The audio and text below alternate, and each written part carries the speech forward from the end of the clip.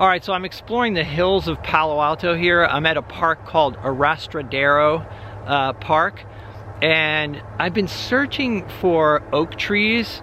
Oak trees are really interesting looking. They're like really unusual shapes, kind of gnarly, and but I have not been able to find any.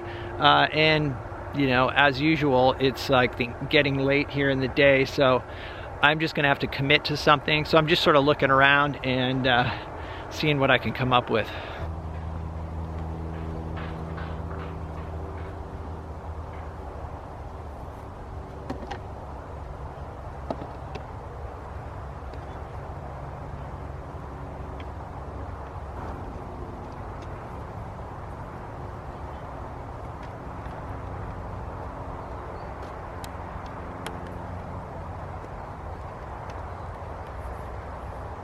All right, so I'm all set up, and unfortunately the little sun that is left just went behind a cloud. So as usual, I'm just gonna play around and see what I come up with. But let me show you my setup. Okay, so here I've got a palette cup that's got some liquid in it, which is a fast drying medium from Winsor & Newton. It's kind of like a gel, and it helps the paint go on easier and then also dries in 24 hours. I've got a brush cleaner here with odorless mineral spirits, and it's got a lid that seals up so I can carry it with me.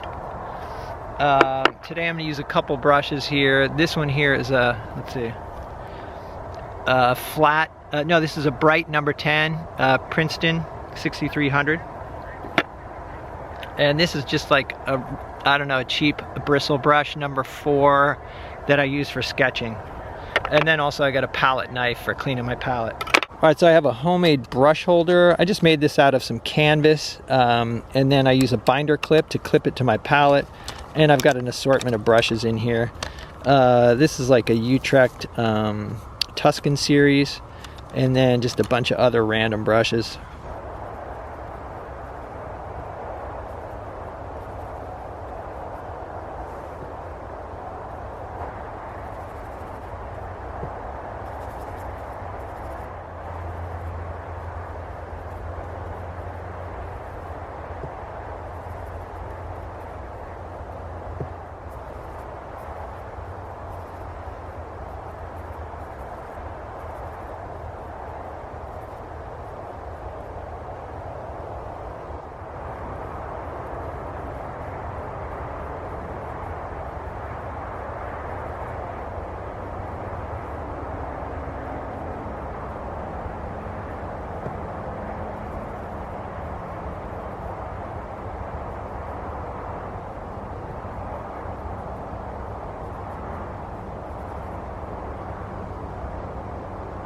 All right, so I thought I was filming the beginning of the process there. Unfortunately, I wasn't, but let me show you what I got so far.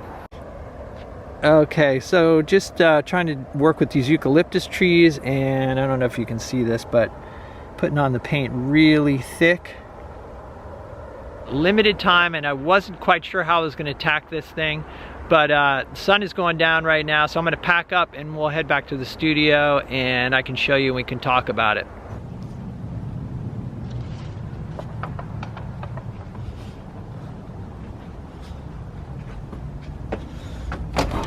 Okay, so here's what I finished up with, and I'll just quickly run down the things I like and the things that I'm not so happy with. So the first things that I like, I really do like the way the eucalyptus trees came out. I like the irregular patterns here, the little bits of light shining through so they don't seem like a solid mass. You know, you get this feeling of, you know, that the tree has some openness to it, a good sense of light on there. The sun went down pretty quickly, so I did the light on the trees from memory, but I just want to point out that the light, I was amazed, it's like almost orange on there. It's a lot of red in it. So even though the trees read as green, if you look at the light on the trees, it's got this rust color. It's almost like a pure rust color. So that was kind of an interesting observation. So yeah, very happy with the way the trees came out. Painted super loose, and but I think they work. I like the clouds too. Also push the color in the clouds as well. A lot of lavender or sort of a violet color in the shadows, and then you know, kind of a saturated yellow for the light portions of the clouds. I like again, I pushed this also, the hills in the background. I definitely lightened those and made them more kind of like ultramarine with a touch of red in it. So definitely leaning towards violet, but, and then the trees, there's another line of trees in the back here that also, you know, I lightened up. So there's some recession going on. You know, this path here, I think creates a little bit of interest in the foreground. The only things I don't like I'm still not sure about the color of the fields. It's kind of this burnt umber color, and it's kind of unusual that the trail was green. It had new growth on it where the field was still all kind of dead grass. You know, the rains have just started out here, so pretty soon this whole thing is going to be green. But for now, this grass you know, the fields are still all dead grass. But for some reason, the trail or the path had new growth on it. So that's kind of unusual. It's usually the other way around. Anyhow, and then the biggest problem was, and this is something I was trying to be conscious of while I was painting, is that the opening is like right in the center of the composition. I don't like that. And one solution, and this is what I'll probably do, is I will probably take it and chop it off like somewhere like this or something. I will take it and run it through the table saw and chop off a little bit of this left-hand side, which will move the opening to the left. All right, so that's one of the advantages of painting on masonite panels, is that if I don't like the composition, I can always chop it down. And usually what I'll do is I will, you know, take a photograph with my phone and I'll play around with the cropping tool until I get a composition I like, and then I'll take it out and I'll trim it down. And because I make my own frames, it doesn't matter if the panel ends up being some unusual odd size. I can always make a frame for it. But I just wanted to share my thoughts on painting larger, because you may have noticed in the last sort of maybe 3 videos, I've been painting on 16 by 20s. Prior to that, my sort of go-to size in the field was 11 by 14. And my thoughts were, you know, with the 11 by 14s, I thought, okay, it's more portable, you know, it's more affordable for buyers, and I can maybe do them faster.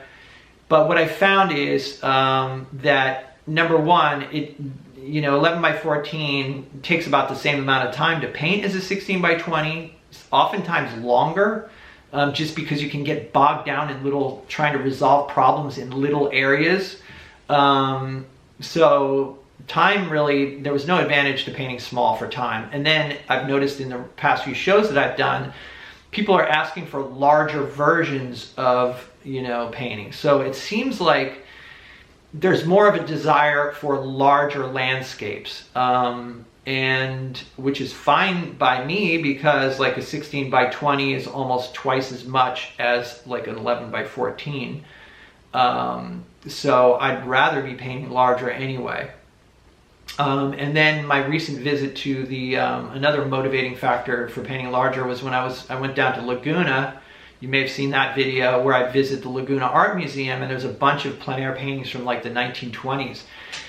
And, you know, I walked around in there and all of the paintings are big, you know, and a lot of them are, you know, most of them are like, say, 25 by 30 and larger. They're big paintings.